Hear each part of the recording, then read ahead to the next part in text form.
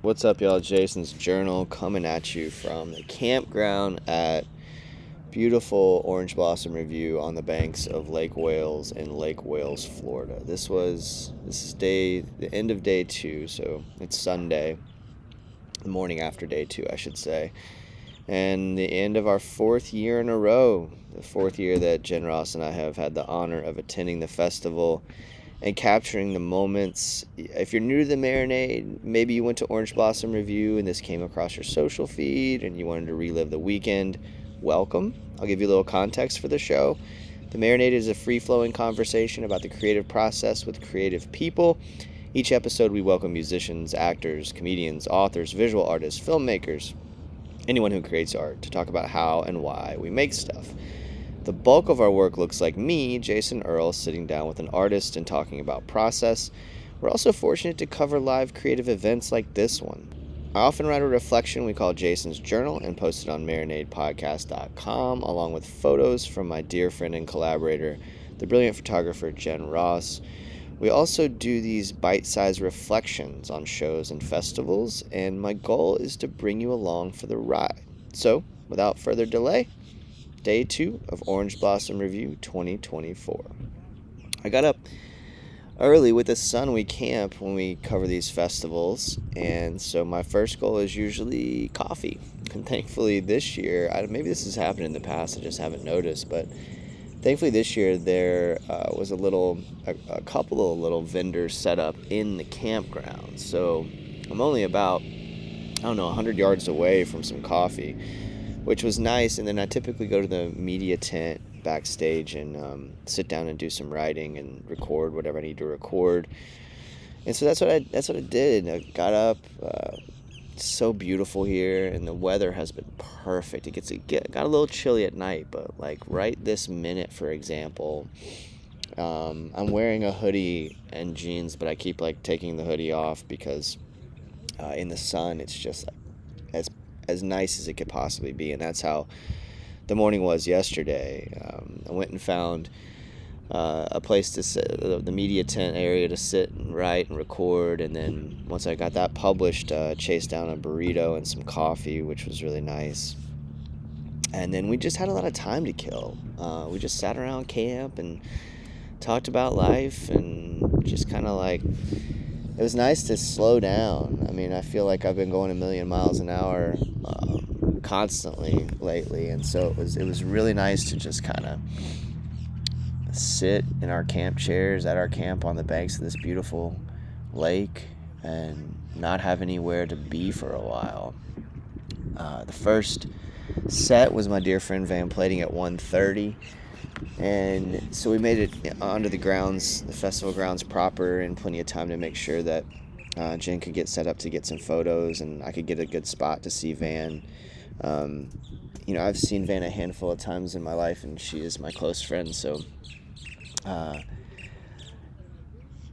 was really invested, of course, in this particular set. And she had her band with her, which typically she's just playing by herself when I get to see her. So it was really cool to get to see her with a band, which I've only seen once prior, maybe twice, but there's a whole different dynamic to it. Her songs are so rich and musically and thematically and lyrically.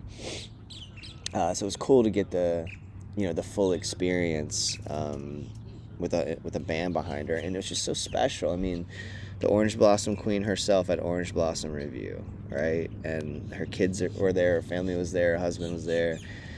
They're just so wonderful, and her kids were up front. Jen got this awesome picture of her kids up front, like filming and singing along. It's just really a beautiful moment and a perfect fit for this festival, and kind of encapsulates how special this place is. She also played a new song called Mobile in Winter, and it's new, like brand new, which I talked to her about later. And I just thought that's like so, I mean, she's just so creatively brave. But it's one of my favorite things that she's written, I think. It's the first time I heard it, but it floored me. And I'm excited for folks to hear that whenever she puts it out proper. But it was a really cool a cool way to kick off the day, to see your dear friend open this wonderful festival on Saturday and kick off just an amazing day of music, and it just never stopped. I mean, Emily Nunni was up next, and I just recently got into her music because she was on this bill. She's so cool on stage, just smooth in her movements, like oozing quiet confidence. She had this simple Dwight Yoakam-esque shake of the leg that she was doing half the time, and it's almost like, it seems like she understands these songs are damn good, and so is her voice, and so is her band. Teddy and the Rough Riders are her band. Just one of my favorite sets I've seen in a long time. How smooth it was and how cool it was. Along with these songs that she has, these melodies that kind of lull you into thinking they're, dance numbers or whatever, and I guess they are, but also she's got a lot to say. So check out her work, man, especially that new record, Emily Nunni. Just a wonderful set in a great way again. So now we're only, not quite halfway through the day, and I've already been floored.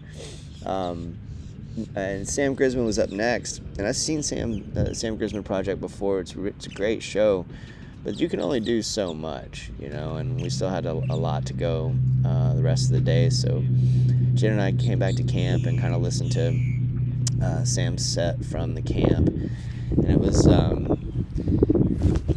nice to like come back and rest and recharge,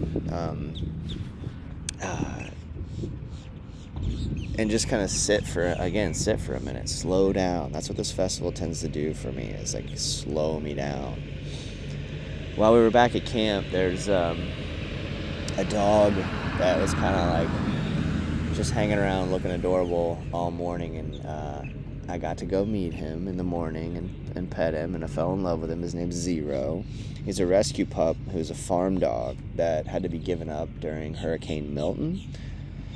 And this woman whose name I did not get, which I regret at the moment, fostered him, and then if you meet Zero, you'll realize why she fell in love and just kept him. Just a sweet, sweet boy. And so he came back over to our camp, and Jen got to meet him, and we pet him. He's incredibly well behaved. He has a big old head, and just a sweetheart. And then we had acquired this stump that's like this perfect little camp table that was next to us. And Zero saw that thing, zeroed in on it, as it were, and just peed all over it to be like, this is also my camp. I have 2 camps now. But that whole experience, just coming back and recharging and petting Zero and chilling in our camp chairs, gave us a second wind, and much needed, because there's a lot of music left. Steep Canyon Rangers was up next, and it's my first time seeing them without Woody Platt, who I was always a big fan of. But there's a whole different dynamic now, and it's very cool. They are just one of the coolest bands out there. There's a new tune, new to me at least, that relatively new member Aaron Burdett sang, and is a working class anthem that really hit me in my feels, and I wish I would have gotten the name of it. If anybody knows, please send me a message and let me know what song that is. I've been trying to find it all morning and haven't figured out exactly what song it is, but their newest record was produced by Daryl Scott, excuse me. Brain just shut off for a second.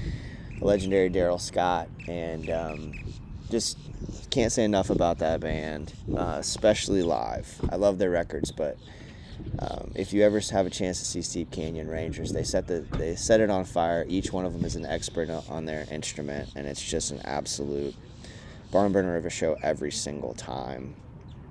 And then still had JJ Graham Mofro after that. That's JJ's Mofro is one of those bands that, like, I mean, I've seen for 20 plus years. Like, I've lost count long ago how many times I've seen that band live, and they bring it every single time. And a lot has changed. The production has changed, the scale, the scope of the show has changed. They've just continued to increase everything about the live performance. But the thing that hasn't wavered is JJ's nostalgic way of storytelling. He still has that same presence that he did when I first saw him with the Jacksonville Symphony Orchestra in 2005. And it shows at the old Freebird Cafe in Jacksonville Beach. And that was all on display again last night. And so we headed back. Well, before we headed back, I spent a few minutes during JJ's set just catching up with Van, because we just haven't had a chance, We both got busy lives, and we're always trying to find time to catch up about life. So I got to sit backstage with her and catch up, get her caught up on my recent romantic entanglements and just life in general. And she talked to me about her new record that's on the way, coming up at the early next year. That's where she reimagined Doug's Psalm songs, and I'm super excited for that. The highlights of these experiences are always just sort of like the downtime, so it was really nice to just chill with Van for a few minutes, catch up about life, and then Jen and I headed back to camp and just kind of wound down, after a long, beautiful weekend. A lot going on right now in my life and in the world, and the real world awaits on the other side of today. But for 2 days, I didn't think about much of anything except fellowship with friends and taking in music and just relaxing. It's the most relaxed I've felt in a long time. Thank you to everybody at Orange Blossom Revue. It continues to be a community that I just love so dearly.